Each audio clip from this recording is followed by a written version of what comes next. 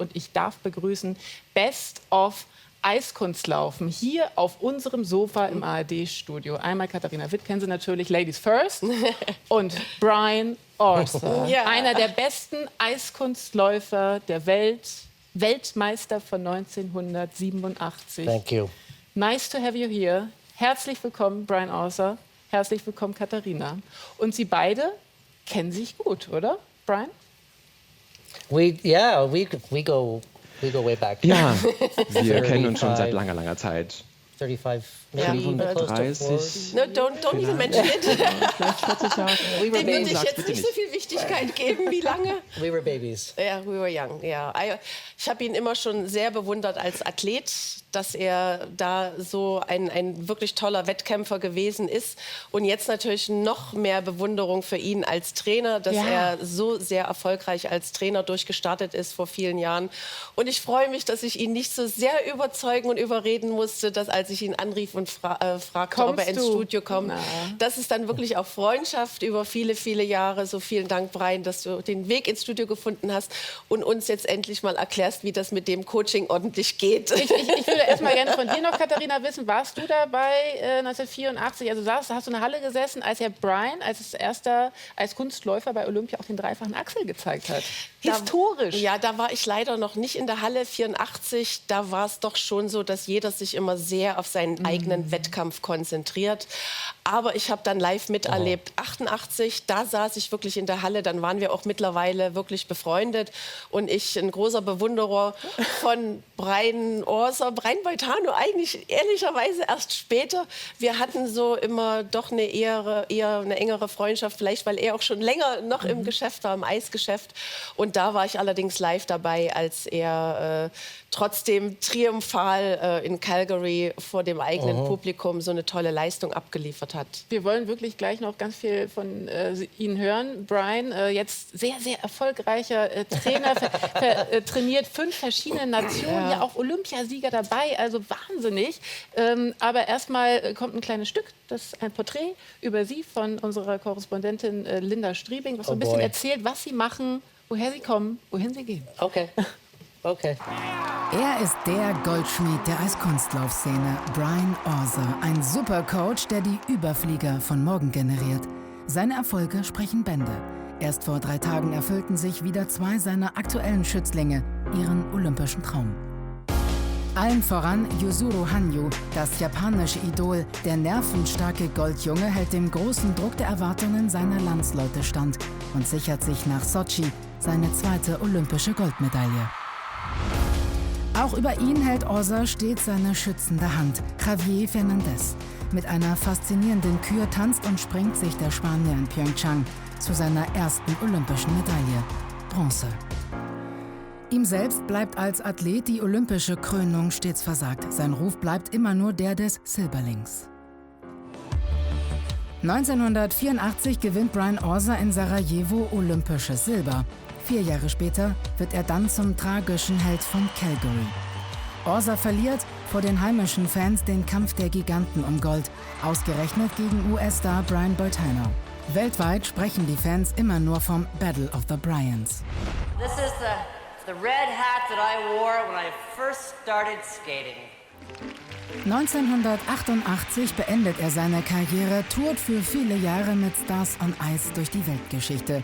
Spielt sogar im Film Carmen on Ice mit. An der Seite von Boitano und Katharina Witt. Und dafür gibt's für alle sogar den Fernsehpreis Emmy.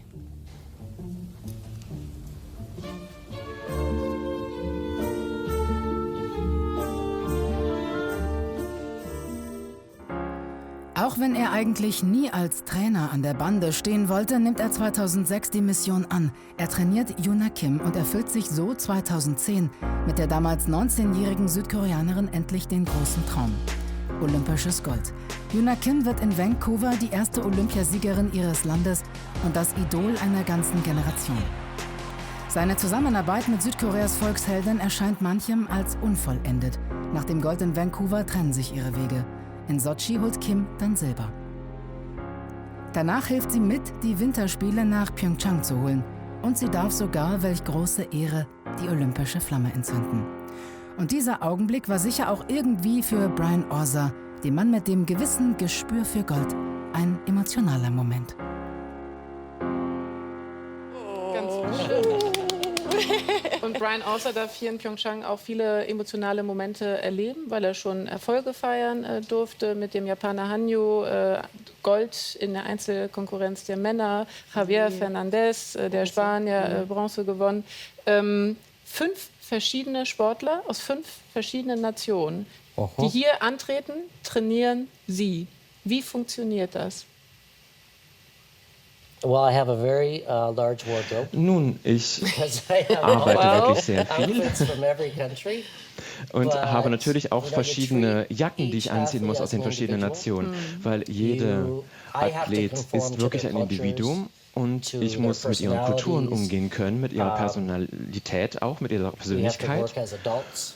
Wir müssen wirklich als Erwachsene It's been a zusammenarbeiten. really great ride, and with Und with es Yuzuru war and wirklich and eine Javier, wunderbare I've been with Erfahrung. them for Es, 7 years now. ich bin nun schon mit So ihnen it's zusammen been seit quite a 7 Jahren journey und to arbeite watch mit them ihnen. grow Also es ist wirklich ein become langer young Weg, den wir men, schon gegangen sind. fulfill their Sie sind dreams. zu jungen Männern geworden, This is sie erfüllen Yuzuru's sich selbst second ihre gold medal, Träume. as you know how Und that sie haben is. jetzt schon, Hanyu hatte schon die zweite Goldmedaille. Du weißt, wie das ist und was das für eine Erfahrung ist, was das für eine Anstrengung ist. Er ist der erste Mann, der das jetzt wirklich auch geschafft hat. Das letzte Mal war vor 66 Jahren. Also für mein Team ist es wirklich gut, dass ich wirklich an dieser Reise teilnehmen darf. Und es ist wirklich eine große Ehre für mich. Ich bin gerne Eisläufer gewesen als Professioneller. Ich war auch gerne auf diesen Shows und auch im Fernsehen. Und ich sah mich niemals als Trainer, wirklich. Das ist aber nun doch etwas, was doch irgendwie passt, denke ich. Denn ich arbeite wirklich mit wunderbaren Menschen zusammen und wir arbeiten als Team. Und das ist die einzige Art, wie man Aber das zusammen die tun kann. Schwierigkeit besteht ja nicht nur darin, schnell genug immer die Nationenjacke zu wechseln, wie wir gerade noch mal gesehen haben, weil nach Japan dann Spanien dran ist und man ja immer sozusagen auch der Nationentrainer ist. Wie läuft das? Also erstens stelle ich mir vor, es muss Eifersucht geben untereinander, weil man einen Trainer auch für sich beansprucht. Zweitens ist, Sie kommen ja nicht zu den Sportlern hin, sondern die Sportler kommen ja zu Ihnen. Well, the athletes, we run a center in Toronto. Wir And haben it's- dieses Zentrum in It's an Toronto. old historical Und das ist skating ein club. So it's been around for alter 100 years. So there's historischer something special about that venue. Eiskunstlaufclub, den es wirklich And schon so lange gibt. Es ist also wirklich the ein sehr athletes spezieller Ort. come to Toronto. Und die Athleten, And they die set up Sportler home. kommen also Toronto nach is a great city Toronto. of Und different Toronto ist eine cultures. wunderbare Stadt And, mit so sehr viel verschiedenen If we have a Kulturen. Korean athlete, they can find a So, part of Toronto that's wenn wir very nun wirklich Korean. einen Have koreanischen some of Sportler their own haben, zum Beispiel, dann culture. Same findet er with the immer wieder in Japanese, Toronto sein Viertel same with sozusagen, people wo in man eben sein Kazakhstan. Viertel wiederfindet. Das gilt auch für die Yeah, Japaner, even Spain. für die Spanier So zum they all Beispiel, kind of feel at gilt das home ebenfalls. when they're Also in alle Toronto. können sich And dort the thing is that's heimisch special about fühlen in our Toronto. club Und das, was is dort that we besonders ist, try to auch in create a unserem community Club, that's ist, dass wir safe versuchen, wirklich for eine them, Gemeinschaft aufzubauen, die ihnen Sicherheit gibt, everybody is inclusive, so whether it's Und the other jeder skaters, ist whether wirklich it's parents, whether it's the adult darin skaters, integriert. Also the es gibt learn-to-skate natürlich auch kids. die It's a private jüngeren club, so they are Sportler mit protected, ihren Eltern but noch, it's a es gibt die community. erwachsenen It's- Sportler, aber es gibt it's auch like eben living in diese a small Kinder. Es town. ist wirklich eine Gemeinschaft, And die everybody is, Sicherheit gibt und man lebt wie in einem supporting kleinen each Dorf other und and they jeder have each other's back. versucht wirklich, sich gegenseitig zu unterstützen. Und ihr seid ja auch ein größeres Team mit Tracy Wilson, bekannte Eistänzerin in Kanada, auch ihr seid befreundet. Wie habt ihr euch eigentlich dann auch gefunden, dass ihr gesagt habt, wir bauen jetzt hier wirklich eine Eislaufschule auf? Weil sie ist ja wirklich Eistänzerin, das heißt, ich gehe mal davon aus, dass sie vor allen Dingen die Schlittschuhfertigkeiten auch den Läufern noch mehr mit beibringt. Von dir kommt die technische Seite. Ihr seid ja doch ein größeres Team. I think it's the chemistry that I have Ich with denke, Tracy. dass es wirklich diese Chemie It's, ist, die mich you know, mit we ihr grew up verbindet, together in die this wirklich sport. das Wichtige ist. Wir There sind is- there are zusammen so many things that groß Tracy has geworden to in diesem offer, Sport und es gibt which viele is Dinge, die more on the Tracy psychology bieten side. kann, She has die jetzt that mehr den nurturing psychologischen Aspekt betreffen. Mother, denn sie yeah, we kümmert know. sich wirklich Yeah. um diesen Always, mütterlichen yeah. Aspekt sozusagen. And there'll be times where I'll Sie be ist eine saying, like, Mutter. how can Javier be late for Wie a noon ist es also jetzt möglich, dass man wirklich dort wirklich eine neue Session aufbaut und dann fange ich an, ein bisschen böse zu werden, versuchen zu planen und sie sagt, nein, ich habe einen 19-jährigen Sohn, sie schlafen den ganzen Tag, so versuch einfach damit klarzukommen, die Sportler sind eben noch jung. Das ist also eher dein Mental Coach. Ja, das stimmt natürlich, sie versucht auch mich zu beruhigen, sie ist wirklich die Stimme der Vernunft, sie ist meine Stimme der Vernunft, was sie auch immer war und ich bin wirklich sehr dankbar, es ist wirklich eine gute Chemie zwischen uns beiden. Und wir versuchen manchmal dieses guter Kopf, böser Kopf Spiel zu spielen. Und das funktioniert halt ganz gut. Und dann sage ich, ja, du bist jetzt der böse Kopf, du übernimmst jetzt. Und wir wechseln unsere Rollen. Also ich habe wirklich sehr viel Glück, dass wir halt da uns so sehr gut gegenseitig komplettieren. Und das ist das System, das eben funktioniert und nachdem man eben auch sehr, sehr viele Erfolge erzielen kann, wie wir ja gerade sehen bei den Olympischen Spielen. Sie trainieren aber auch südkoreanische Athleten und das ist ja hier ein richtiger Hype. Was für ein Hype als Kunstlaufen hier ist in Südkorea, das hat Martin Maybücher mal herausgefunden. Der Andrang ist riesig. Am Ticketschalter vor der Eiskunstlauf-Arena bilden sich täglich Schlangen. Die Hoffnung auf eine oder sogar zwei der begehrten Eintrittskarten ist groß.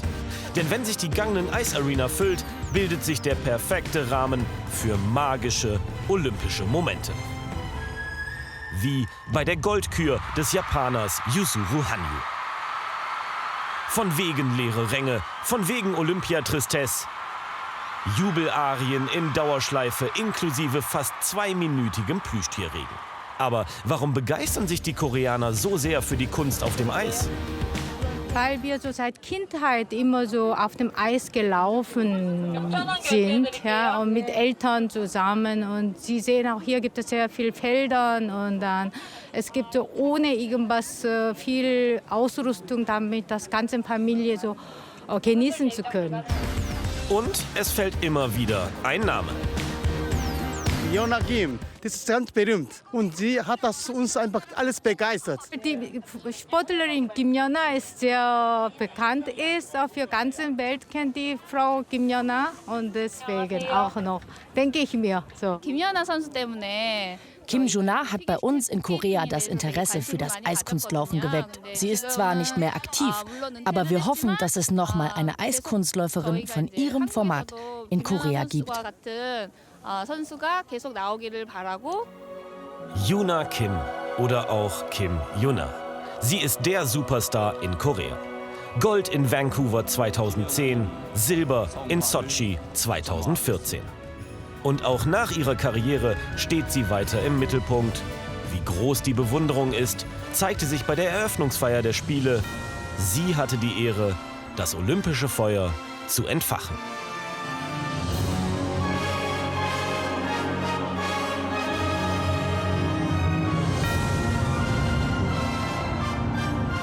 Die Künstler auf dem Eis ziehen die koreanischen Zuschauer in ihren Bann.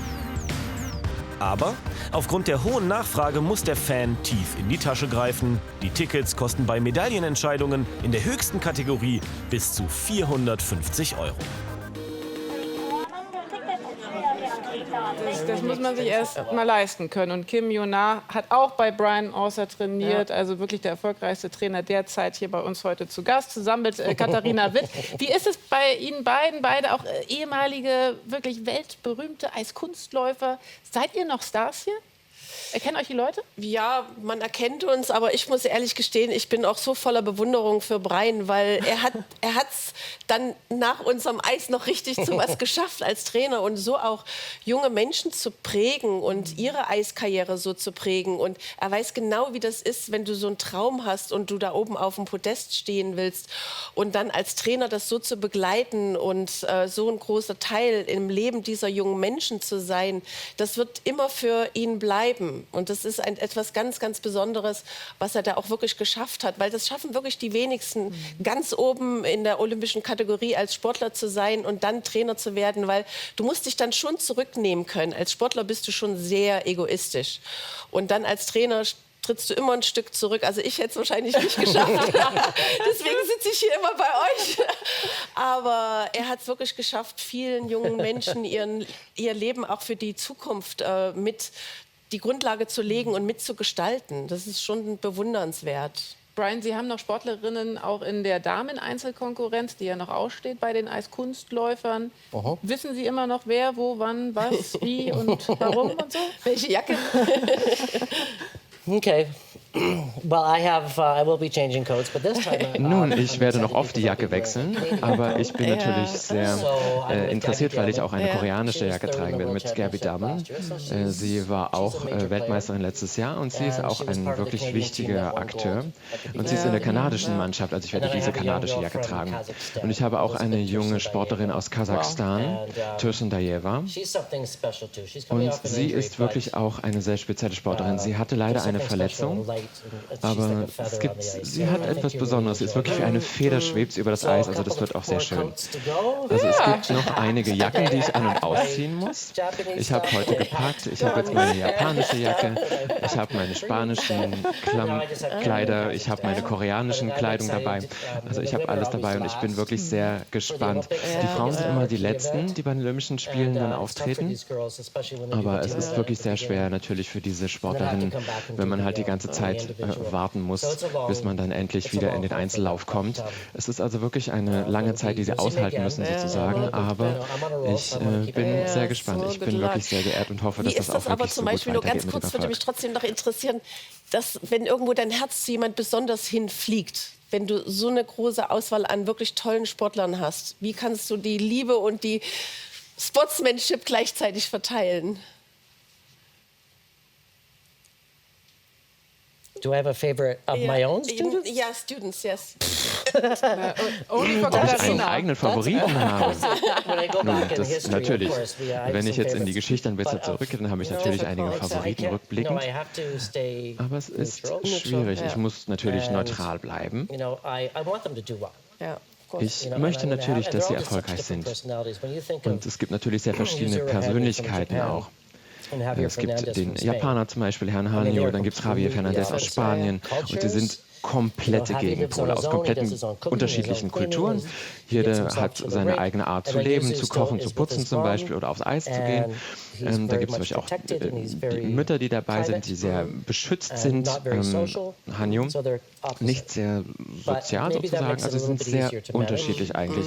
Aber das macht es vielleicht auch etwas leichter, weil wenn man die beiden gleichen Persönlichkeiten hat, dann wäre es wirklich sehr schwierig. Sie sind wirklich wie meine Kinder.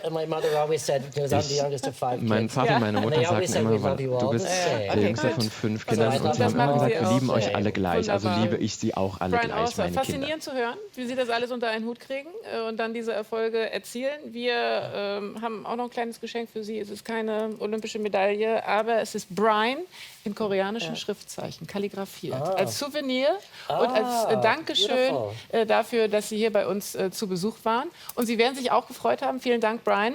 Katharina bleibt noch ein bisschen bei uns, dass die kanadischen Eistänzer olympisches Gold gewonnen haben. Die sind ja ausnahmsweise nicht unter ihren Fittichen. Aber in diese Konkurrenz der Eistänzer heute standen die Kür an, auch die Deutschen dabei. Das wollen wir uns jetzt mal anschauen.